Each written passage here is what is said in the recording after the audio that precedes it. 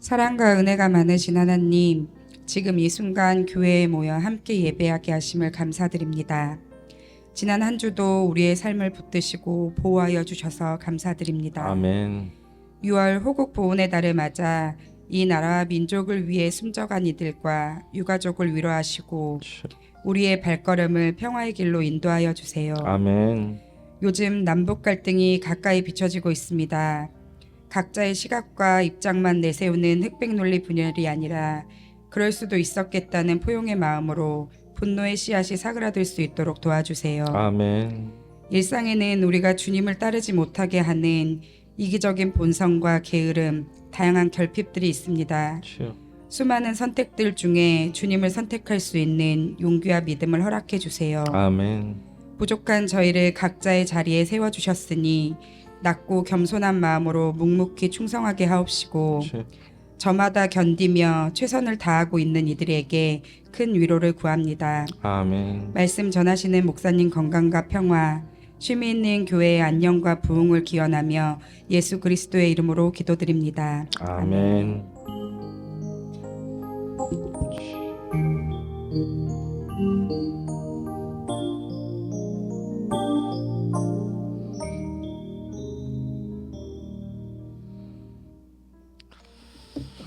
오늘 성경 말씀은 이사야서에서 보겠습니다. 이사야서 35장 1절로 4절까지 말씀입니다. 이사야서.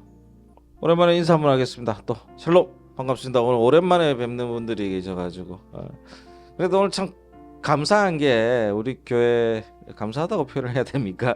감사한 게 그래도 우리 성도님들이 퐁당퐁당 오셔가지고 또 학생들도 퐁당퐁당 이렇게 자, 오늘은 감리교회 환경선교 주일입니다. 제가 뭐 계속 강조하거나 뭐 이러진 않았지만 환경선교 주일이라고 해서 환경에 관한 선교 주일을 지키는 그런 날입니다. 지금의 시대에 여러분들 모두가 인정하는 것 중에 하나가 지금 기후 환경의 위기가 왔다라는 것들은 전 세계가 지금 인정하는 바입니다. 우리나라는 그래도 조금 나은 편이긴 한데 저기 가까운 미국만 봐도 온갖 토네이도와 뭐 브라질도 토네이도와 이런 태풍들이 정말 우후죽순 생겨나가지고 그냥 다 날아가고 없어지고 그다음에 홍수 나고 이런 것들이 지구가 아파서 씨름하는 일들이 일어나고 있는 것이죠. 이제는 비행기가 타는데 되게 무섭다고 합니다. 여러분 얘기 들으셨어요? 그 마른 하늘에 토네이도라는 게 있거든요. 마른 하늘의 토네이도는 뭐냐면 보통 난기류라고 그러잖아요. 비행기 타고 가면 난기류가 생기는데 그 난기류가 웬만하면 그 레이더로 잡히고 그래서 피해갈 수 있다고 해요. 근데 이제는 기후가 달라져서 무슨 일이 일어나냐면 맑은 하늘에 난기류가 생긴다라는 거예요. 갑자기 온도가 뜨거워지고 더워지고 갑자기 식고 하는 일들이 일어난다라는 거죠. 한 달 전쯤인가요? 몇 주 전인가요? 여러분 그 뉴스 보셨습니까? 그 비행기가 거의 뭐 수직 낙하듯이 뚝 떨어져 가지고 다 막 엉엉 울고 막 난리를 치는 그런 장면들이 유튜브에 보시면 나옵니다. 그래서 옛날 얘기인가 해서 봤더니 며칠 전 뭐 이런 얘기들이에요. 지금 많이 이 지구가 아파하고 힘들어하고 있는 것은 사실입니다. 제 친구 목사님이 푸르나시아라고 몽골에 원래는 나무 심는 그런 환경단체 NGO 단체에서 이제 일을 시작하셨는데 지금은 이제 좀 넓어지기도 했지만 지금 1.5도가 지구가 지금 온도가 평균 온도가 높아지고 있다라는 거예요. 우리 좀 체감이 안 오잖아요. 1.5도 높아지면 뭐 그죠? 이런 생각인데 2도 이상 높아지면 살아있는 생물의 약 30% 이상이 죽는 그런 일이 일어난다고 합니다. 그러니까 결국은 0.5도 남은 거예요. 우리에게 0.5도 남은 거예요. 우리가 근데 이 1.5도를 올리는 시간이 수백 년 걸렸으면 괜찮습니다. 그죠? 그럴 수 있겠다 생각을 하는데 단 100년도 안 되는 거예요. 몇십 년 만에 1.5도를 올려놓은 겁니다. 엄청난 산업 발달을 통해서 많은 것들을 이제 다 자원들을 사용하고 그것들로 인해서 이런 피해가 일어나는 것이죠.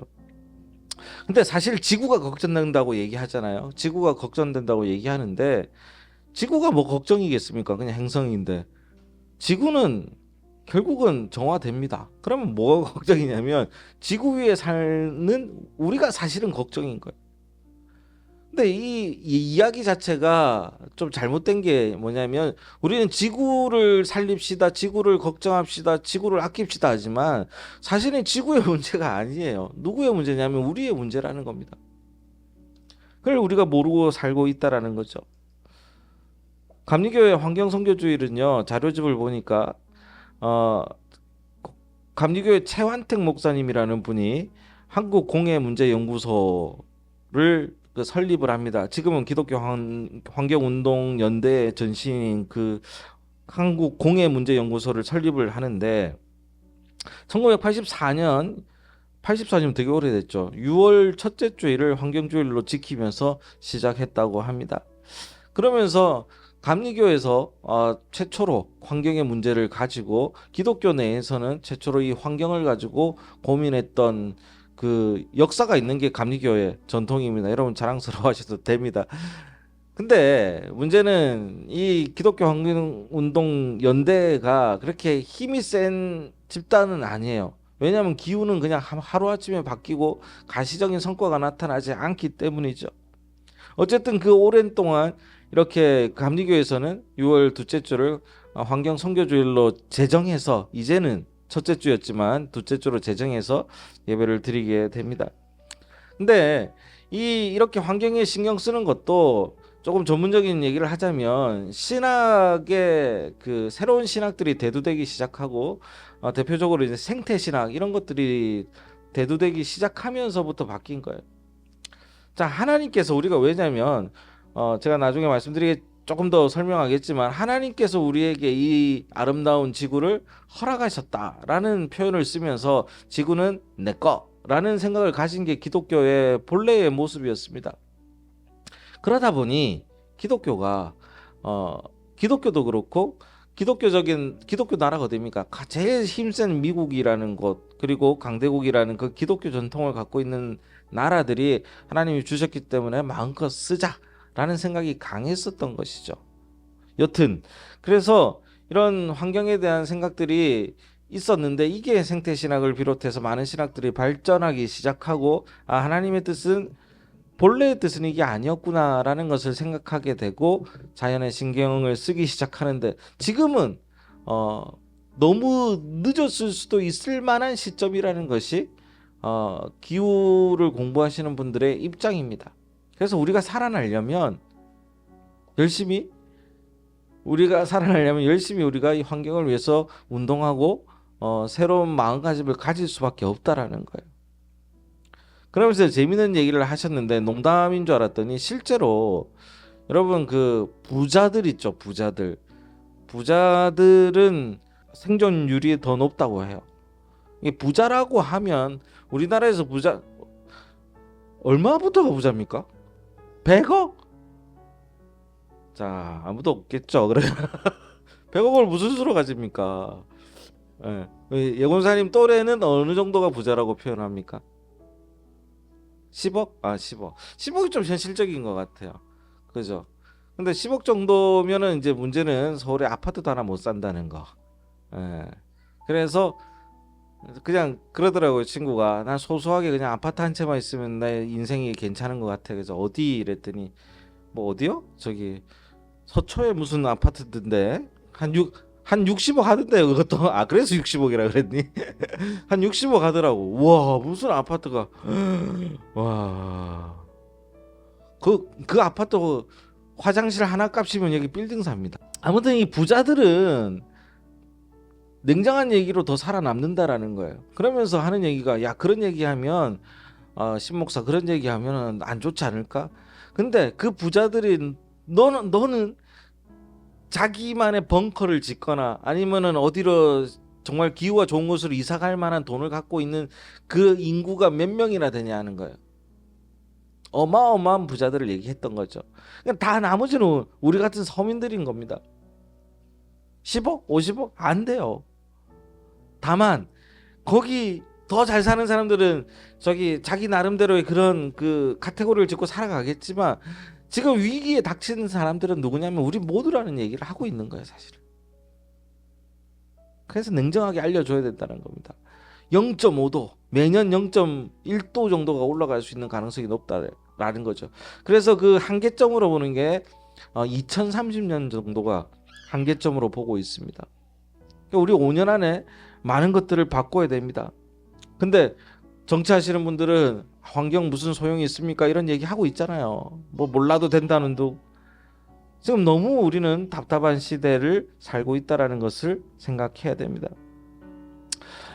알라딘의 요술램프를 보면서 우리에게 이게 하나 주어지면 얼마나 좋을까라는 생각을 해본 적이 있습니다. 그러면서 등잔인가요? 아니, 등잔 속에서 램프죠. 램프 속에서 알라딘이 나오는 그 만화나 영화를 보면은 와, 나는 무슨 소원을 빌까 이런 것들을 생각을 해봤습니다. 여러분 무슨 소원을 빌겠습니까? 근데 저는 한 번도 그런 소원을 생각해 본 적이 없는데 이런 얘기를 한번 한 적이 있는데 넌 뭘 빌 거니 했더니 나는 소원 하나만 빌면 된대. 그래서 그래서 야, 세 개를 들어준다는데 왜 하나만 빌면 되냐 했더니 앞으로 내가 말하는 모든 걸 들어주기. 우와, 얘 그래요. 공부를 잘합니다. 그럽니다. 그렇게 얘기를 합니다. 우리가 가지고 싶은 것들에 대해서 사실은요, 가만히 살펴보면 그것들이 있으면 행복해질 거라고 우리는 느끼지 않습니까? 아, 나는 돈만 있으면 행복할 거라고 생각하고, 좋은 아내가 있으면 행복할 거라고 생각하고, 좋은 남편이 있으면 행복할 거라고 생각하지만 그것은 사실은 오산입니다. 왜? 내가 좋은 사람이 아니면 나를 만나는 그 좋은 사람들은 괴롭힘을 당하는 거가 되기 때문인 것이죠. 모든 행복하다라는 것의 원인은 사실은 나 밖에 있는 것이 아니라 내 안에 있는 것이라는 것을 우리는 알고 있지 않습니까? 내가 어떤 사람인가에 따라서 내 주변에 있는 사람이 행복해지고 그로 인해서 내가 행복해질 수 있습니다. 그러나 반대로 내 주변에 있는 사람이 불행해질 수도 있음을 기억해야 하는 겁니다. 결국 우리가 가지고 있는 신앙도요, 내가 가지고 있는 내 안의 신앙이 변해야, 내 안의 신앙이 성장해야 참된 의미와 자격을 알 수 있다라는 것이죠. 그래서 그리스도인들은 하나님의 사람이 되기 위해서는 내가 내 속에 무엇이 있는가, 내가 먼저 어떤 변화가 있는지를 살펴봐야 된다라는 것입니다. 그러면 우리 오늘 본문에 있는 내용을 잠깐 살펴보고 말씀을 정리하겠습니다. 누가복음 17장에 이렇게 얘기한 게 있거든요. 또 여기 있다, 또 저기 있다, 고도 못하리니 하나님의 나라는 너희 안에 있느니라. 이런 말씀이 있습니다. 우리 안에는요, 하나님 나라가 임했기 때문에 하나님 나라를 통한 뭔가 달라야 되는데, 오늘 하나님이 맡기신 세계 중에 하나가 뭐냐면 회복의 세계입니다. 회복의 세계. 회복의 세계 가운데서 우리는 회복한다라는 그 단어에 대해서 좀 집중해 볼 필요가 있거든요. 오늘 기독교 환경선교 주일인데 이 지구, 우리가 살아가는 곳이 고장나고 망가지고 피폐해졌잖아요. 그럼 우리가 새로 이것을 만드는 것이 아니라 자연을 어떻게 새로 만듭니까? 그죠? 뭐 해야 됩니까? 이 지구와 환경은 회복돼야 되는 거예요. 회복돼야 되는 거예요. 마샤라는 어떤 소녀가 있었다고 합니다. 근데 이 주위의 신경 조직이 잘못돼 가지고 입에 수술을 받았는데 신경을 잘못 건드려 가지고 입이 이렇게 삐뚤어졌대요. 삐뚤어져 가지고 되게 보기에 안 좋은 그런 모습이 된 것이죠. 그걸 아는 이 소녀는 친구를 만나서 학교 가는 것도 이제 소위 말해서 이제 뭐에 부끄럽잖아요. 되게 우리 학생들 보면은, 우리 아이들도 보면은 학생인데도 불구하고 얼굴에 뭐라도 안 바르고 뭐 안 그리면 안 나간대. 도대체 이해를 못 하겠어요. 열심히 뭔가를 꾸미는데 제가 볼 때는 그냥 다 이쁘거든요. 똑같거든요. 그런데도 불구하고 다르대요. 제가 볼 때는 정말 이상한 옷을 입고 와가지고 어떠니 나갈 때 모르겠어요. 저는 솔직히 미안해, 잘 모르겠어요. 뭐가 다르대요. 그럼에도 불구하고 그 다른 점을 찾아내서 나갑니다. 그럴 만한 이 소녀가 입이 삐뚤어졌으니 어떻게 되겠습니까? 점점 밖에 나가지 않게 되고 대인기피증이 생기고 아무도 만나지 않기 시작하는 겁니다. 제일 괴로운 사람은 누구예요? 부모잖아요. 특히 엄마가 너무 괴로운 거예요. 아이가 망가져가는 모습, 정신적으로 피폐해져가는 모습을 쳐다보면서 너무 괴로운 겁니다. 그러고 있는데 13살이 되던 생일날 이 소녀 앞으로 꽃이 이렇게 배달되어 왔어요. 꽃이 배달되어 왔어요. 사랑하는 우리 마샤에게, 이러면서 꽃이 배달되어 왔습니다. 얘가 궁금하잖아요. 엄마, 누가 이 꽃을 보냈을까? 엄마도 글쎄 누굴까? 널 좋아하는 남학생이 있나? 뭐 이러면서, 그럼 누가 나를 좋아해? 뭐 이러면서 궁금해하면서 시간이 지났죠. 정말 아무것도 아닌 것 같은 그 꽃다발 하나에 이 마샤가 입을 열기 시작했고 궁금해하기 시작했습니다. 그 다음 생일에도 꽃다발이 너무 예쁜 게 배달되었습니다. 이 마샤는 점점 더 궁금해지게 되었고 여기에 대해서 의미를 찾게 되었고, 결국은 이 마샤가 나중에는 또 친한 남자를 만나가지고 결혼까지 하게 되는 그런 이야기가 미국의 그 리더스 다이제스트에 실린 걸 봤습니다. 근데 이 마샤가 이 꽃다발이 결혼할 때까지 계속 배달되었다라는 거예요.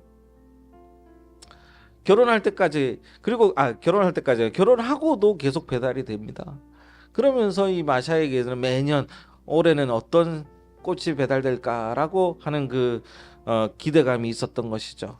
그러면서 누군지 너무 궁금해하고 있어요. 그러던 중에 마샤는 나이가 들고 결국 엄마는 돌아가시게 되죠. 자, 그런데 엄마가 돌아가시니까 나오지 않는 거예요, 그 꽃다발이. 누가 보냈겠습니까? 그 어머니가 보냈겠죠. 그 엄마의 그 사랑을 마샤는 나중에 깨닫게 된 겁니다. 자, 그러면 여러분, 이 꽃이 마샤의 인생을 회복시켰을까요? 아니잖아요. 꽃다발이 마샤의 인생을 바꿔놓았습니까?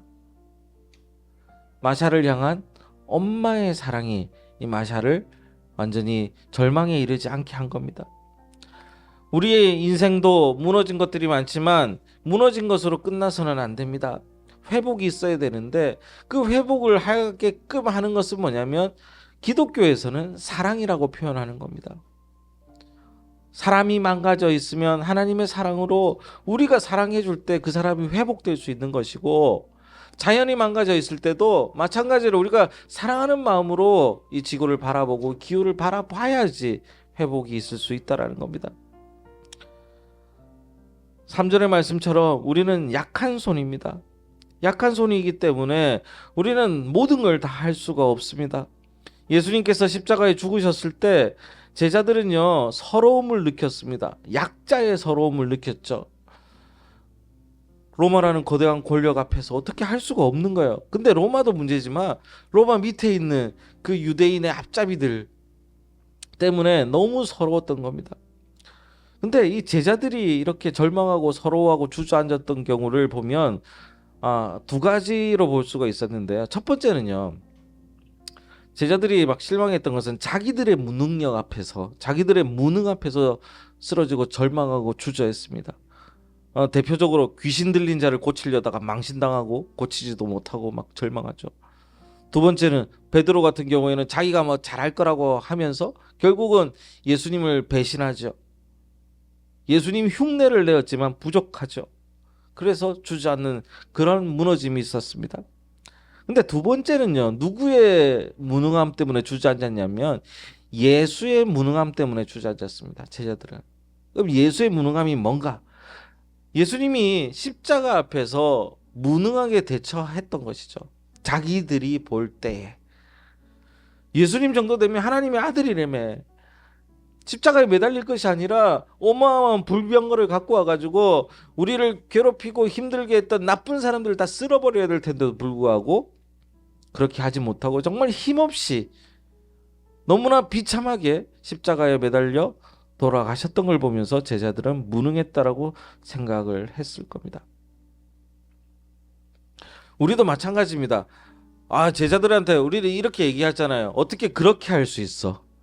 어떻게 예수님한테 그렇게 생각할 수 있어? 정말 나쁜 제자들이었어 라고 얘기를 하지만 우리가 그러고 있잖아요. 우리가 하나님 앞에 기도합니다. 하나님 이거 해주십시오. 하나님 이걸 도와주십시오. 이렇게 하시는 것이 하나님의 능력을 우리에게 보여주시옵소서 하면서 안 해주시면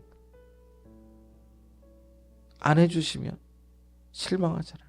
생각보다 힘이 없으시네. 이렇게 좀 섭섭하네. 이러면서 실망합니다. 성경의 이야기는 과거의 이야기가 아니에요. 읽으면 읽을수록 우리 안에 살아있는 이야기라는 겁니다. 우리가 무능력하다고 생각하는 것은, 우리 스스로를 무능력하게 생각하는 것은 사실일지 모르나, 그러나 하나님이 무능하다고 생각하는 것은 우리의 착각입니다.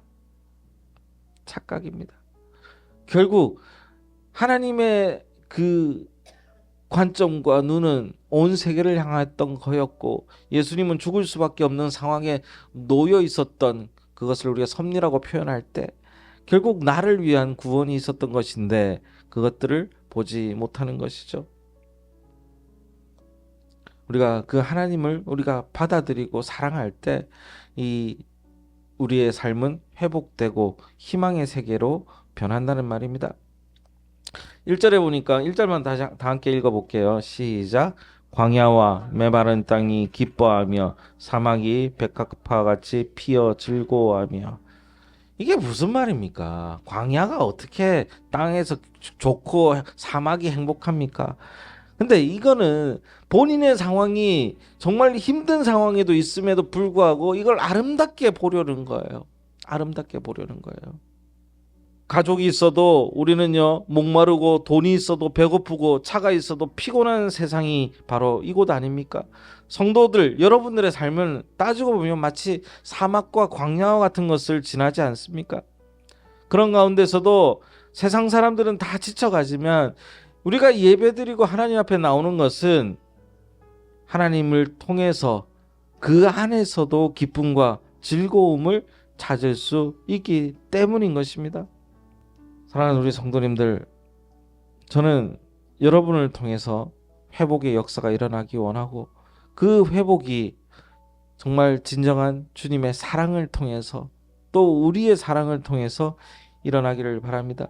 지금 우리가 살고 있는 세계는 하나님께서 허락하신 세계입니다. 이곳에서 우리는 살아가면서 희노애락을 맛보고 있지 않습니까? 뉴스를 보면서 지구가 신음하고 있고, 그러나 그와 맞물려서 우리의 영적인 세계도 우울하고 괴로움으로 점철되어 있음을 쉽게 알 수 있습니다. 그래서 때가 되면 여러 가지 방식으로 이 스트레스를 어떻게든 풀려고 하는 거예요.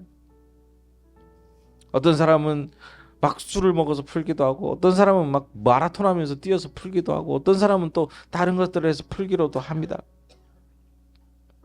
그렇게 풀 수도 있겠죠. 그러나 정말로 우리가 다른 것은 뭐냐면, 우리는 하나님을 통해서 위로받고, 하나님을 통해서 우리는 세상 사람들이 스트레스를 푼다라고 표현하는 것들을 우리는 나의 짐을 하나님 앞에 내려놓는다라는 표현을 쓰면서 우리는 다른 삶을 살아가려고 하고 있는 겁니다.